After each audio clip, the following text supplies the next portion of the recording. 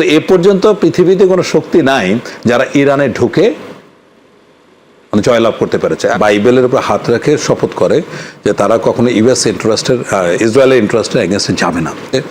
ইরানের জন্য এছাড়া আর কোনো পথ খোলা নাই। এই মুসলিম সম্প্রদায়ের মধ্যে 85% হচ্ছে সুন্নি, অনলি 15% হচ্ছে শিয়া। এই মুসলিম সম্প্রদায়ের মধ্যে 85% হচ্ছে সুন্নি, অনলি 15% হচ্ছে শিয়া। ইউএসএ কোনোভাবে তেহরানে পৌঁছাতে পারবে না। মিডনাইট হ্যামার সেটা গত জুনে এবং নিকোলাস মাদুরোকে তুলে আনা, এই দুইটা বিষয় কিন্তু ইউএস কংগ্রেসে ভেটেড হয়নি। বিদ্যুৎ এবং গ্যাসের সরবরাহ নিশ্চিত না থাকে তো ইন্ডাস্ট্রি বন্ধ হয়ে যাবে। ব্যাংকিং খাতের শৃঙ্খলা, ব্যাংক দুর্বল হয়ে গেলে আমাদের ব্যবসা দুর্বল। যুদ্ধের কারণে বিশেষ করে সাউথ আফ্রিকা শিপমেন্ট প্রবলেম হবে, আমেরিকান শিপমেন্ট প্রবলেম হবে। আর যে সমস্ত শিপমেন্টগুলো ডুবো হয়ে আসে এবং শ্রীলঙ্কা হয়ে আসে সেগুলা বাধাগ্রস্ত হবে। তার কারণে কি যুদ্ধের ব্যাপ্তি যদি বেড়ে যায় এবং এটা সময় যদি বেড়ে যায় তাহলে আমাদের শিপমেন্ট শিডিউল ব্রেক করবে এবং তাদের প্রোডাকশন আমাদের ক্ষতিগ্রস্ত হবে। কোনো দেশ সরাসরি আর এক দেশের পক্ষে যুদ্ধে কখনোই অংশগ্রহণ করে না। ইরানের কৌশল এটা ঠিক আছে, ইরান চাইবে যুদ্ধটাকে যত প্রোট্রাক্টেড করা যায়, যত প্রলম্বিত করা যায় ততই ইরানের জন্য লাভ। প্রক্সি যেহেতু প্রোভাইড করে, প্রক্সি ওয়ারগুলি প্রোভাইড করে ইরানকে সাহায্য করা ইসরায়েলের 1 নম্বর টার্গেট। আমরা যদি প্রাথমিকভাবে চিন্তা ভাবনা করি যে আসলে কেন এই যুদ্ধটা কি ইউএস এর জন্য খুব অপরিহার্য একটা যুদ্ধ ছিল, তা কিন্তু নয়। দুর্ভাগ্যপূর্ণ মূল্য বৃদ্ধির মূল কারণটা হলো আভ্যন্তরীণ অপচয় এবং আভ্যন্তরীণ চাঁদাবাজি। আন্তর্জাতিক অবস্থা এবং আভ্যন্তরীণ অবস্থা সে পর্যায়ে যায়নি, জরুরি অবস্থা পর্যায়ে এখনো পৌঁছে নাই। একটা চ্যালেঞ্জ তো ছিল 16 বছর স্বৈরাচারের অধোগতিত অর্থনীতি, এটাকে এরা টেনে ধরার চেষ্টা করেছে ইউনূস সরকার। এখন ট্রেনে উঠেছে এই ট্রেনটা পরিচালনা করতে হবে বর্তমান নির্বাচিত সরকারকে। আসসালামু আলাইকুম প্রিয় দর্শক, মাহবুব সৈকত প্রত্যেককে আমন্ত্রণ জানাচ্ছি। দর্শক যে যেখানে আছেন দেশে কিংবা প্রবাসে, নিশ্চয়ই আপনাদের সবার মনে একটি প্রশ্ন যে যুদ্ধ কি ছড়িয়ে পড়ছে বিশ্বের দিকে দিকে, অথবা কে থামাবে যুদ্ধ, কতদিনই বা চলবে যুদ্ধ, আর এর প্রভাব বিশ্ব অর্থনীতিতে কতটা পড়বে, আমাদের দেশেও বা কতটা এর নেতিবাচক প্রভাব পড়তে পারে, এসব বিষয় নিয়ে নিশ্চয়ই আপনারা চিন্তিত, আমরা জানি, আমরাও অবশ্যই চিন্তিত।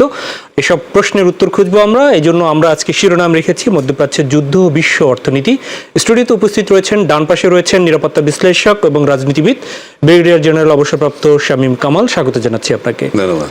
এবং ডান পাশে রয়েছেন বিশিষ্ট শিল্পপতি, এফবিসিসি এর সাবেক সহসভাপতি ডক্টর আবুল কাশেম হায়দার, আপনাকেও স্বাগত জানাচ্ছি। ধন্যবাদ। আমি প্রথমেই ব্রিগেডিয়ার জেনারেল অবসরপ্রাপ্ত শামীম কামাল, আপনাকে দিয়ে একটু শুরু করি। ইরানের আসলে এখন সুরক্ষার কি পথ? তারা তাদের যারা ইরানের তো অনেক সাপোর্টারও আছে গণমানুষের মধ্যে অনেক, কারণ যুদ্ধের বিপক্ষে সবাই, যুক্তরাষ্ট্র কিংবা ইসরায়েলের ব্যাপারে তো সবাই আমরা জানি যে ইসরায়েল ফিলিস্তিনের যে ইস্যুতে, সেই ইস্যুতে সবাই আমরা ফিলিস্তিনের সাপোর্টারই, সবাই ফিলিস্তিনের পক্ষেই ছিল। তো সেক্ষেত্রে ইরানের আসলে সুরক্ষার কোনো সুযোগ কি আছে, নাকি ইসরায়েলের মতো তারাও একদম ধূলিসাৎ হয়ে যাবে?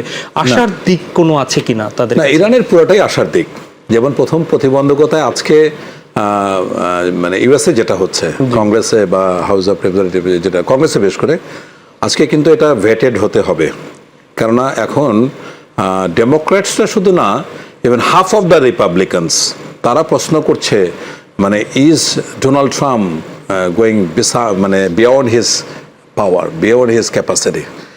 কেননা এই যে সাম্প্রতিক সময়ে যে লাস্ট যেটা যুদ্ধ এটা করেছে মানে মিডনাইট হ্যামার, সেটা গত জুনে এবং নিকোলাস মাদুরোকে তুলে আনা, এই দুইটা বিষয় কিন্তু ইউএস কংগ্রেসে ভেটেড হয়নি। So this is violation of the constitution. এটা নিয়ে কিন্তু বড় ধরনের ডিবেট হচ্ছে। This is one. সেকেন্ডলি হচ্ছে আমরা অবজেক্টিভ যদি দেখি, মানে একটা মিলিটারি অপারেশনের সেন্টার অফ গ্র্যাভিটি থাকে, যেটাকে ক্যাপচার, শত্রু চাইবে আপনারটা ক্যাপচার করতে, আপনি যাবেন শত্রুটা ক্যাপচার করতে। যদি আপনি সফল হন তাদেরটা ক্যাপচার করবেন, আর যদি তারা সফল হয় তাহলে আপনারটা ইয়ে করবে। এর মধ্যে যেটা একটা অবস্থান থাকে সেটাকে বলা হয় যে কালমিনেশন, মানে এমন একটা জায়গা যেখানে গিয়ে কোনো ফোর্সে আর কোনো ফোর্সকে প্রভাবিত করতে পারে, এটা হলো কালমিনেশন। তাহলে মানে ওই শক্তিটাকে আমরা পরাজিত শক্তি ভাববো যে যারা কালমিনেশনে পৌঁছায় গেছে। এখন ইউএসএর যে মিলিটারি পাওয়ার, মানে এইটা তো এত ম্যামাত, এত হিউজ, এটা কোনো রেশিওতে আসবে না। আপনি যদি বলেন যে 102 100 এবং অনুপাতে 2 ইরান, ব্যাপারটা তাই। ইরানের কিন্তু ওই সামরিক শক্তি নাই যে ইউএসএর মিলিটারি পাওয়ারকে চ্যালেঞ্জ করতে পারে। কিন্তু ইরানের যেটা আছে, ইরানের সেন্টার অফ গ্র্যাভিটি যদি হয়, এটা সহজ না।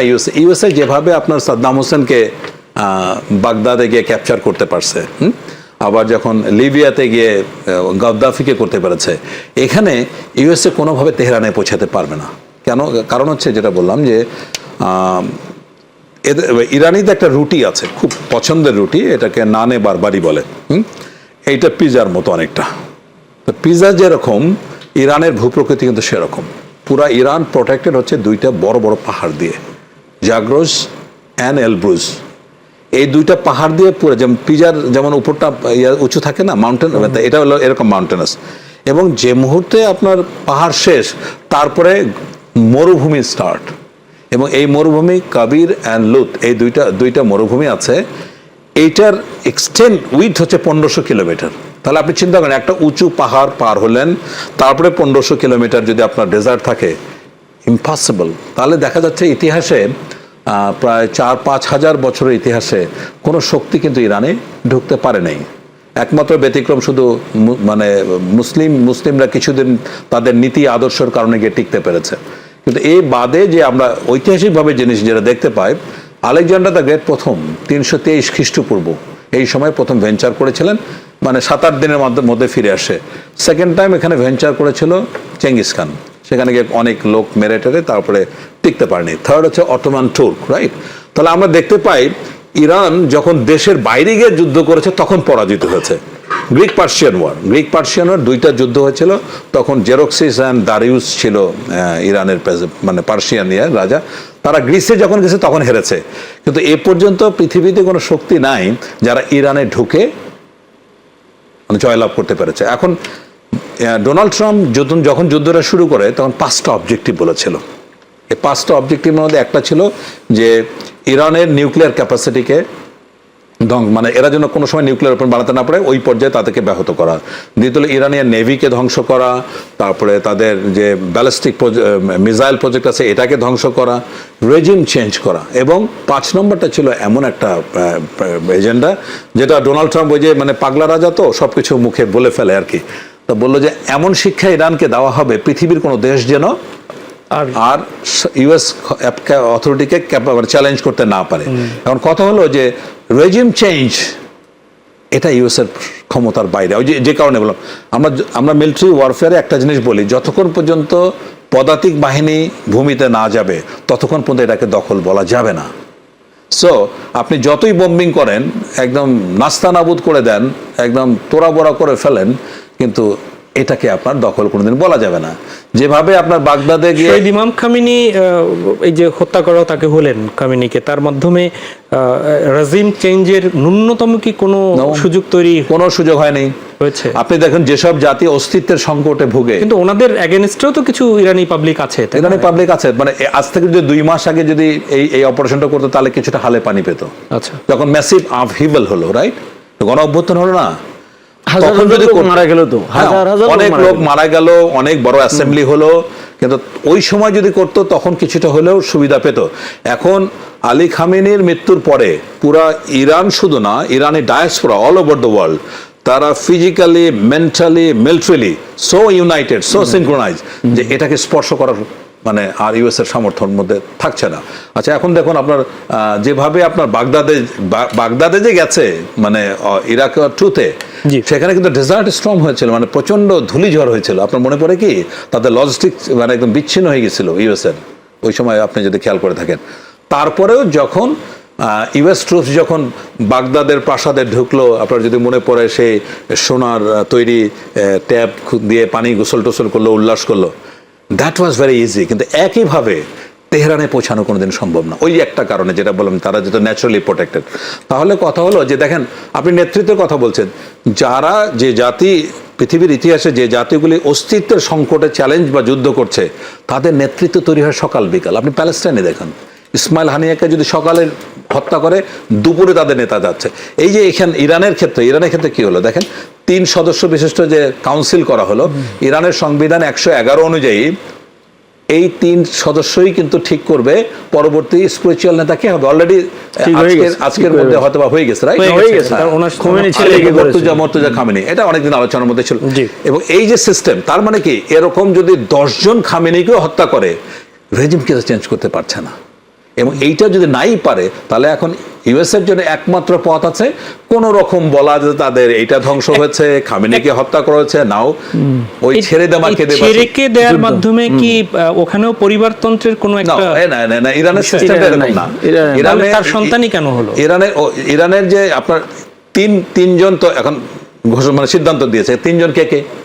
প্রধান বিচারপতি গোলাম হোসেন, 2 নম্বর কে প্রেসিডেন্ট পেজেশকিয়ান, আর 1 নম্বর তো হচ্ছে যিনি মানে ইয়েতে ছিলেন। এখন এই 3 জন তো রাষ্ট্রের সবচেয়ে গুরুত্বপূর্ণ ব্যক্তি, তারাই সিদ্ধান্ত নিল। মোর ইন্টারেস্টিংলি ওনাদের 88 সদস্য বিশিষ্ট একটা কমিটি আছে যারা স্পিরিচুয়াল লিডার ঠিক করে। এখন চিন্তা করলো যে সে 88টার সিস্টেমে এখন যাওয়াটা প্রয়োজন নাই, এখন তড়িঘড়ি করে হলো।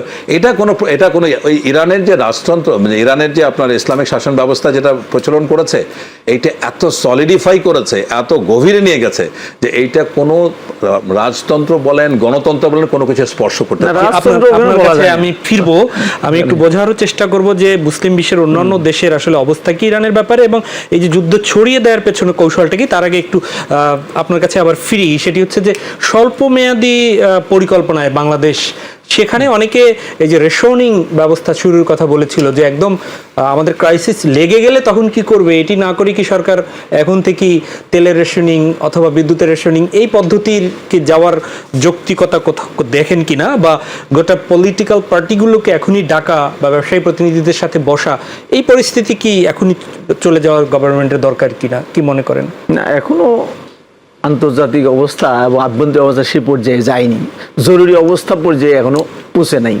তা আমি তবুও মনে করি, আমি তো আগে দীর্ঘমেয়াদী কতগুলো পরিকল্পনার কথা বললাম, এই যুদ্ধকালীন সময় এখন 2-3টা পদক্ষেপ গভর্নমেন্ট জরুরিভাবে নেওয়া দরকার। প্রথম আমি যেটা মনে করি সেটা হলো জ্বালানি আমদানি নিশ্চয়তা করা।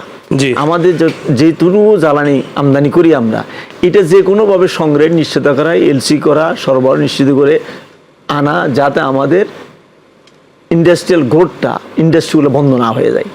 এটা সরকারকে জরুরি নিতে হবে, এই জন্য অর্থের ব্যবস্থা করতে হবে এবং নিশ্চয়তা করতে হবে। দ্বিতীয় কথা হলো খাদ্যপণ্যের মজুদ সাফিসিয়েন্ট করতে হবে। যদি যুদ্ধটা দীর্ঘমেয়াদী হয়, তাহলে আমদানিগত খাদ্যপণ্যের শর্ট পড়ে যেতে পারে। এখনও আমাদের সহজ পথ আছে যে খাদ্যপণ্য মজুদ চেক আপ করে আমরা এখনও বার্মা থেকে, আমরা এখনও পাকিস্তান থেকে, আমরা ইন্ডিয়া থেকে, হ্যাঁ, বা চায়না থেকে আমরা আমাদের খাদ্যপণ্য মজুদ করতে পারবো, যেটা আমাদের জরুরি। এটা করা দরকার। আরেকটা দিকে সাধারণ মানুষের জন্য পণ্যের মূল্য নিয়ন্ত্রণ, এটার কন্ট্রোলিংটা খুবই দরকার, এটা তদারকি খুবই দরকার। এটা তদারকি করতে গেলে লিডারশিপ প্রয়োজন, যেটা আমি বললাম ফেডারেশন। এখন লিডারশিপ নেই, বাংলাদেশের ব্যবসায়ীদের লিডার নেই। ওখানে সরকারি একজন জয়েন্ট সেক্রেটারি অ্যাডমিনিস্ট্রেটর করে এফবিসিসিআই সাজানো হয়েছে। উনি আসেন, মাসের শেষে চেক সাইন করেন, কর্মচারীদের বেতন দেন। এই যুদ্ধকে কেন্দ্র করে বাংলাদেশের সব ব্যবসায়ীরা তো একদম সৎ তা না। তো সেক্ষেত্রে কি এই যে মানে সিন্ডিকেট করা কিংবা কোনো কিছু, সিন্ডিকেট তো অলরেডি বাংলাদেশে আছে। সিন্ডিকেট তো এটিকে কেন্দ্র করে আবার সবকিছু এটা হবে। এই জন্য বললাম পণ্য মূল্য নিয়ন্ত্রণের জন্য পদক্ষেপ তাকে নিতে হবে এবং বাজার তদারকি করতে হবে, কঠোরভাবে তদারকি করতে হবে। এবং যে সিন্ডিকেট আছে, এই সিন্ডিকেট তো অন্তর্বর্তী সরকার ভাঙতে পারে নাই। কাজে এই সিন্ডিকেট ভাঙার জন্য সময় এখনো আসে নাই। সরকার বাণিজ্য মন্ত্রী এখন পর্যন্ত তার কাজকর্ম এখনো শুরু করেন নাই। আমরা অপেক্ষা করছি যে উনি কি কি পদক্ষেপ নেন। আমাদের যে সিন্ডিকেট অন্যান্য শস্যের মতো তেলও কি কেউ মজুত করে ফেলার এরকম না, এটা সম্ভাবনা নাই। এটা সম্পূর্ণ সরকারি কন্ট্রোল। তেলের এটা সম্ভাবনা নাই। সম্ভাবনা থাকে খাদ্যপণ্যের সম্ভাবনা থাকে। আরেকটা যেটা সবচেয়ে আমাদের দুর্ভাগ্য, পণ্য মূল্য বৃদ্ধির মূল কারণটা হলো আভ্যন্তরীণ অপচয় এবং আভ্যন্তরীণ চাঁদাবাজি। এইটা যেমন আপনি বগুড়াতে 1 কেজি বেগুনের দাম 10 টাকা, ঢাকা শহরে এসে কিনতে হয় 80 টাকা, 90 টাকা বা 120 টাকা। কারণটা কি? তাকে প্রতি পদে পদে পদে বিভিন্ন জায়গায় চাঁদা দিতে হয়। এই সরকারকে এই চাঁদাবাজির বিরুদ্ধে কঠোর পদক্ষেপ গ্রহণ করতে হবে। পণ্য মূল্য কখনো হ্রাস করা যাবে না, যে আমরা- কারণ 10 টাকা জিনিস এখানে 20 টাকা আমি কিনতে পারি, আমি 120 টাকা কেন কিনবো? আমরা বাইবেলের উপর হাত রেখে শপথ করে যে তারা কখনো ইউএস ইন্টারেস্টের ইসরায়েলের ইন্টারেস্টের এগেনস্টে যাবে না। সো এটা কিন্তু 1955 ওর ওই সময়ের একটা জিউস লবি।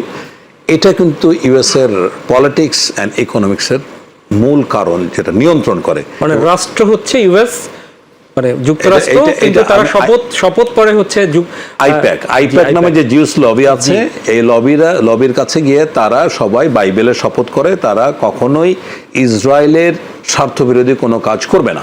ইন্টারেস্টিং। হ্যাঁ, তো সুতরাং এটার ক্ষেত্রে এর বিনিময়ে কি করে, প্রেসিডেন্সিয়াল ইলেকশন থেকে শুরু করে সেনেট আর রিপাবলিক নির্বাচনের যাবতীয় খরচ এরা বহন করে, আইপ্যাক বহন করে। সো এই কারণে ইউএসএ দেখেন আপনার 1945-এর পরে, সেকেন্ড ওয়ার্ল্ড ওয়ারের পরে, এই একটা মাত্র দেশ যার সাথে এইটা নিয়ে মানে 6 বার সরাসরি যুদ্ধে অংশগ্রহণ করলো, ইউনাইটেড স্টেটস সরাসরি। 1948, 56, 67 or 73, এই 4টা আরব ইসরায়েল ওয়ার হয়েছে। এই 4টা আরব ইসরায়েল ওয়ারে প্রত্যেকটাতে আরবরা জিতছিল, জি। কিন্তু ফাইনালি ইউএস এয়ারফোর্স সরাসরি যুদ্ধে পার্টিসিপেট করে যুদ্ধের মোড় ইসরায়েলের পক্ষে ঘুরিয়ে দিয়েছে, রাইট? সুতরাং আপনি দ্বিতীয় কোনো উদাহরণ কিন্তু দেখতে পাবেন না। তো এর আগে যে আপনার মিডনাইট হ্যামার যে অপারেশন হলো জুনে 12 দিনের জন্য, এইটা ছিল ইসরায়েলকে খুশি করার জন্য একটা যুদ্ধ। এখানে কিন্তু $2 বিলিয়ন খরচ করেছে, মানে ইভেন 36 আওয়ার্স কন্টিনিউয়াস ফ্লাই করে এসে এখানে Bombing করে। বাস্টার্ড মানে বম্বিং মানে ইয়ে করে তারপরে নাতান সহ যে সাইটগুলোতে বম্বিং করেছে, তারপর চলে গেছে। সো এইটাই হওয়া উচিত ছিল লিমিট। কিন্তু যখন আপনার এইবার যুদ্ধে সরাসরি পার্টিসিপেট করলো, এই যুদ্ধটার কারণটা কি ছিল? আপনি দেখেন এর মধ্যে ওমানের পররাষ্ট্রমন্ত্রী কিন্তু 2 রাউন্ড অলরেডি শান্তি আলোচনা সফলভাবে সম্পন্ন করেছে। সো এই সপ্তাহে জেনেভাতে ফাইনাল রাউন্ড বসার কথা। এবার তখন কি বললো ওমানের পররাষ্ট্রমন্ত্রী, যে না, দুই পক্ষই আলোচনা অত্যন্ত অগ্রগতি হয়েছে, তারা তাদের রাষ্ট্রের কাছে, তাদের দেশের কাছে ফিরে গিয়ে মতামত দিবে এবং আশা করা যায় একটা আলোচনা হবে। এখন এখানে যে পয়েন্টগুলি ছিল তার মধ্যে 2টা জায়গায় ইরান প্রচণ্ডভাবে আপত্তি করলো, যে ইউএসের পক্ষ থেকে যেটা পয়েন্ট ছিল, একটা হচ্ছে তাদের ব্যালিস্টিক মিসাইল যে পুরো সিস্টেম আছে এটা নিয়ে আলোচনা করতে চায়, আর দ্বিতীয়ত হলো মানে তাদের ইউরেনিয়াম ডিপোজিট পাইলিং। এই যে ঘটনাটা, এই 2টা ঘটনা, এই 2টা পয়েন্টে ইরান আপত্তি করে বসলো যে না, এই 2টা বিষয়ে আমি আলোচনা করবো না, বিকজ এগুলি হচ্ছে আমার সার্বভৌমত্বের সাথে জড়িত। আমার নিজের বারবার মানে ইরান বারবার বলছে আমার যে ইউরেনিয়াম ডিপোজিশন এটা ফর পিসফুল এঙ্গেজমেন্ট। এখন দেখুন এই যে ব্যাপারটা কীরকম হয়, মানে ইউনাইটেড স্টেটস কিন্তু আজকে যুদ্ধে যোগদান করছে না, তাদের বেইস যদিও অনুমতি দিয়েছে। এখন ডোনাল্ড ট্রাম্প তো তার অনেক ধরনের পাগলামি আছে। আজকে একটা ইন্টারভিউতে বলছে যে স্টারম্যানের সাথে কথা বলার পরে বলছিল যে it's not Winston Churchill with hmm I am talking. হ্যাঁ, মানে চার্চিল হলে ব্যাপারটা বুঝতো বা তাকে সহায়তা করতে, এরকম ব্যাপার। এখন আমি ব্রিটিশ প্রধানমন্ত্রীকে খুব হাইলি অ্যাপ্রিসিয়েট করি একটা জায়গায়, সে কেন এই যুদ্ধে যোগদান করছে না, এর রেফারেন্স টেনেছে 2003-এর ইরাক যুদ্ধ 2। আমি ওই সময়টায় মানে 1999-এ আমি এমন একটা জায়গায় ছিলাম, এই যে তখন পয়েন্টটা বলা হচ্ছিল যে সাদ্দাম হোসেনের মাস ডিস্ট্রাকশন ওয়েপন আছে, তাই না? এইটা এই প্লিতে যুদ্ধ করলো। আমি ওই জায়গাটা ছিলাম যেখানে তার মাস ডিস্ট্রাকশন ওয়েপনগুলি ছিল বলে দাবি করছে। এটা জাস্ট সিম্পল কয়েকটা বেইজ যেখানে ওটা স্কার্ট বসানো ছিল, হ্যাঁ, যেটার কোনো মানে মূল্য ছিল না। এই প্লিতে আজকে ব্রিটিশ প্রধানমন্ত্রী বলছে যে না, আমরা 2003-এর থেকে শিক্ষা নিতে চাই, এবং এই যে 2003-এ যে ইউকে যে ইউএসের সাথে যুদ্ধে পার্টিসিপেট করেছে, এর জন্য ইউকেকে প্রচণ্ডভাবে হিউমিলিয়েট হয়েছে, এবং টনি ব্লেয়ারের মতো লোক, অনেক জাতিসংঘের মহাসচিব সহ অনেক জায়গায় আলোচনা হচ্ছে, নো হি ডিড ননসেন্স। 2003-এ সে কিভাবে এরকম একটা ফেক ডিসইনফরমেশন, মিসইনফরমেশন, এত বড় একটা জাতির একটা স্ট্যান্স নট ইম্পর্টেন্ট, সেইটাই কিন্তু আজকে স্টারম্যান এটাই বলছে যে না, 2003-এর শিক্ষা নিয়ে আমরা ইউএসের সাথে এই যুদ্ধে যোগদান করছি না। এটি ওনাদের জন্য তো বলা অনেক সাহসের এবং অনেকটা অবাক করার। প্রজ্ঞার বিষয়, অবশ্যই প্রজ্ঞার বিষয়। ফ্রান্স যেরকম এগিয়ে আসছে, ফ্রান্স তার বাল্টিক সাগর এলাকা থেকে নিউক্লিয়ার ড্রিভেন মানে পাঠিয়ে দেয়। ফ্রান্স কেন এগিয়ে আসলো? তার কি না, তার হচ্ছে টার্গেট কি? তার কয়েকটা বেইজ আছে, তার কয়েকটা বেইজ আছে মিডল ইস্টে যেটা আক্রান্ত হয়েছে বলে দাবি করা হচ্ছে। হ্যাঁ, তার মধ্যে একটা হচ্ছে কি আপনার গ্রিক সাইপ্রাসের এখানে একটা বেজ আছে যেটাতে মানে আক্রান্ত হয়েছে বলে। এখন দেখুন আপনার ইরান কি করছে, সেই সাইপ্রাসে গেছে, মিডল ইস্ট তো গেছে 27টা, মানে ইরান চাচ্ছে যুদ্ধটাকে যতটা ছড়িয়ে দেওয়া যায়, কারণ ইরানের জন্য এখন কিন্তু ওয়ালে পিঠ থেকে গেছে। ইরানের জন্য আর কোনো অস্তিত্ব মানে রক্ষা করার জন্য আর কোনো বুদ্ধি নেই। কিন্তু এখানে ইরানের যে সবচেয়ে বড় দুইটা হাতিয়ার সেটা হচ্ছে কি হরমুজ। হরমুজ প্রণালীকে যদি সে ব্লকেট দিয়েছে বলে অলরেডি ঘোষণা দিয়েছে, এবং ওখানে কিন্তু 3টা ট্যাঙ্কার অলরেডি জ্বলছে ব্রিটিশ এবং ইউএস এর, হ্যাঁ, এবং প্রায় 750 ট্যাঙ্কার অফ মানে হরমুজ থেকে বাইরে গিয়ে অ্যাঙ্কর করে আছে, 150টা মুখের মধ্যে আছে, রাইট। এরকম একটা সময় হরমুজ হচ্ছে ইরানের সবচেয়ে মারাত্মক হাতিয়ার, যেটা অলরেডি সে ইউজ করে ফেলছে, রাইট। এখন এখানে যেটা আজকে কিন্তু ভোটাভুটি হচ্ছে, কংগ্রেসে ভোটাভুটি হচ্ছে যে মানে এর পরবর্তী অপারেশনে যাবে কিনা। এখন এর জন্য ডোনাল্ড ট্রাম্প কংগ্রেস প্রেসিডেন্টকে যে চিঠিটা দিয়েছে, এই চিঠিটা খুবই ইন্টারেস্টিং। এই চিঠিটাতে বলেছে যে পৃথিবীতে সবচেয়ে ভয়ানক দেশ যা আমেরিকার স্বার্থের বিরুদ্ধে কাজ করতে পারে এটা হলো ইরান। প্রত্যেকটা নাগরিক, প্রত্যেকটা স্থাপনা এবং প্রত্যেকটা প্রতিষ্ঠান আজকে হুমকির মুখে, বিকজ তারা এটা করেছে। এবং কারণটা কি? কারণ হচ্ছে তারা নিউক্লিয়ার ওয়েপন তৈরি করার দ্বার প্রান্তে। কিন্তু নিউক্লিয়ার, আমরা তো ওয়ার স্ট্র্যাটেজি একটা জিনিস বুঝি, আপনার যদি নিউক্লিয়ার ওয়েপন থাকে আপনি কি তারা টেস্ট করবেন। উত্তর কোরিয়া কি করে, কিছুদিন পর পর একটা করে বাস করে দেখায় যে আমার আছে এটা, রাইট। তো এখন যেমন ইন্ডিয়াতে আমরা জানতাম না যে তাদের নিউক্লিয়ার ওয়েপন আছে। 73-তে পোখরানে তো টেস্ট করলো, তাহলে আবার কেন 99-এ আবার কেন টেস্ট করতে গেল, মানে কিছুদিন পর পর রিনিউয়াল করে। এখন ইরানের কি আছে না আছে এটা আমরা তো তখনই বুঝবো যখন তারা বার্স্ট করবে, দুই একটা এক্সপ্লোশন করবে। এখন ইরানের তো খুব লেজিটিমেট একটা কথা যে আমি তো নিউক্লিয়ার ওয়েপন আমি নিউক্লিয়ার পাওয়ার করছি আমার পিসফুল এনগেজমেন্টের জন্য, কিন্তু এই একটা কথায় প্লি ধরে আমাকে বারবার আক্রমণ করা যাচ্ছে। এখন কথা হচ্ছে যে ইরানের যেটা সবচেয়ে বড় শক্তি, এটা হচ্ছে এটার geopolitical location. Iran naturally protected একটা দেশ, পৃথিবীর সবচেয়ে ন্যাচারালি প্রোটেক্টেড একটা দেশের মধ্যে একটা হচ্ছে ইরান। যুদ্ধের গতি আসলে কোন দিকে যাচ্ছে? যুদ্ধ কি ছড়িয়ে পড়ছে দিকে দিকে? জি, আপনাকে ধন্যবাদ মাই টিভি দর্শক শ্রোতা মণ্ডলী এবং আজকের সহবিজ্ঞ আলোচক। যে যুদ্ধ গতি প্রকৃতি এখন নিয়ন্ত্রণের বাইরে চলে যাচ্ছে ক্রমশ, এবং ইরান যেটা চাইছে যুদ্ধটাকে ছড়িয়ে দিতে, মার্কিন যুক্তরাষ্ট্র যেটা চাচ্ছে আরও প্রেসাইজ বা সংকুচিত করার জন্য। তো এখানে লক্ষ্য উদ্দেশ্য যেটা নির্ধারণ করা হয়েছে সেটা আসলে ইরানের জন্য এছাড়া আর কোনো পথ খোলা নাই। আমরা যদি প্রাথমিকভাবে চিন্তা ভাবনা করি যে আসলে কেন এই যুদ্ধটা কি ইউএসের জন্য খুব অপরিহার্য একটা যুদ্ধ ছিল, তা কিন্তু নয়। আমার ওয়ার স্ট্র্যাটেজি একটা জিনিস সবসময় আলোচনা করি যে কোনো একটা যুদ্ধ, এটা is that a war of necessity or war of choice. আমরা এখানে দেখতে পাচ্ছি ওয়ার অফ চয়েস। তো সেকেন্ড ওয়ার্ল্ড ওয়ারের পরে আপনি খেয়াল করে দেখেন শুধুমাত্র ইসরায়েল কেন্দ্রিক যে যুদ্ধগুলি হচ্ছে সেখানে কিন্তু ইউএসএ সরাসরি যুদ্ধে যোগদান করেছে। আরব ইসরায়েল ওয়ার যেগুলি হয়েছে 4টা, 48-এ, 56, 67 অ্যান্ড 73, প্রত্যেকটা যুদ্ধে কিন্তু আরবরা জয়লাভ করছিল। কিন্তু শেষ মুহূর্তে সরাসরি ইউএস এয়ারফোর্স ডাইরেক্ট এখানে যোগদান করে যুদ্ধের গতি প্রকৃতি ঘুরিয়ে দেয়। তো দীর্ঘদিন ধরে নেতানিয়াহু যেটা চেষ্টা করছিল, যে 4টা অবজেক্টিভ নিয়ে কাজ করছিল নেতানিয়াহু, সেটা হচ্ছে যে ইরানের যে শক্তিটা, এটাকে ইরানের শক্তি কোনটা? ইরানের শক্তি হলো প্রক্সি ওয়ার করা। দেখুন আপনার মিডল ইস্টে যে মুসলিম কমিউনিটি, মুসলিম সম্প্রদায়ের মধ্যে 85% হচ্ছে সুন্নি, অনলি 15% হচ্ছে শিয়া। এই শিয়া উম্মাকে নেতৃত্ব দেয় ইরান, রাইট। এখন মুসলিম বিশ্ব যে আরব ওয়ার্ল্ড যেটা আছে, এটা কিন্তু প্রথম বিট্রায়াল যে অ্যাটিটিউড, সেটা কিন্তু প্রথম শুরু করেছে ক্যাম্প ডেভিডের চুক্তির মাধ্যমে আনোয়ার সাদাত 1973-তে। হ্যাঁ, এরপর থেকে মোটামুটি মুসলিম কান্ট্রিগুলি, ইসলামিক স্টেটস এবং জিসিসি কান্ট্রি বিশেষ করে, তারা আস্তে আস্তে ইউএসের অনুগত হয়ে যায় এবং তারা তাদের দেশের মধ্যে তাদের বেস স্টাবলিশমেন্ট থেকে সব কিছু তারা সম্মতি দিয়েছে। তো এমনও কথা আছে যে কোনো দেশ মনে করে যে লাইক সৌদি আরব বা কুয়েত, কাতার, তারা মনে করে যে তাদের নিরাপত্তা, তাদের সার্বভৌমত্ব এবং নিরাপত্তার দায়িত্ব ইউনাইটেড স্টেটস, এরকম একটা অপ্রচলিত কথাও বলা আছে। দ্বিপাক্ষিক সম্পর্কের ক্ষেত্রে বাণিজ্যিক যতটা, তার চেয়ে কিন্তু সামরিক ইউএসের সাথে এই গালফ কান্ট্রিজ এদের সামরিক সম্পর্কটা কিন্তু আরো বেশি গভীর এবং প্রগাঢ়। তাহলে এখানে দেখাগুলো ব্যতিক্রম শুধুমাত্র ইরান কখনো ইউএস এর সাথে এই ধরনের নেক্সাসে যায়নি তাদের নিরাপত্তা, তাদের রিসোর্স ডিস্ট্রিবিউশনের ক্ষেত্রে। তাহলে দেখুন, ব্যক্তি হিসেবে যারা মিডল ইস্টে এতদিন ধরে ইউএস ইন্টারেস্টের বিরুদ্ধে কাজ করেছে বা ইউএস অথরিটিকে চ্যালেঞ্জ করেছে, এরকম দুজন ব্যক্তিকে আমরা পাই। এক হচ্ছে গিয়ে আপনার সাদ্দাম হোসেন, আর এক হচ্ছে গিয়ে আপনার মুয়াম্মার গাদ্দাফি, কর্নেল গাদ্দাফি। এখন দুইটা দেশের পরিণতি কি আমরা জানি। এবং একইভাবে দেখুন যে এরা যখন চ্যালেঞ্জ করেছিল তখন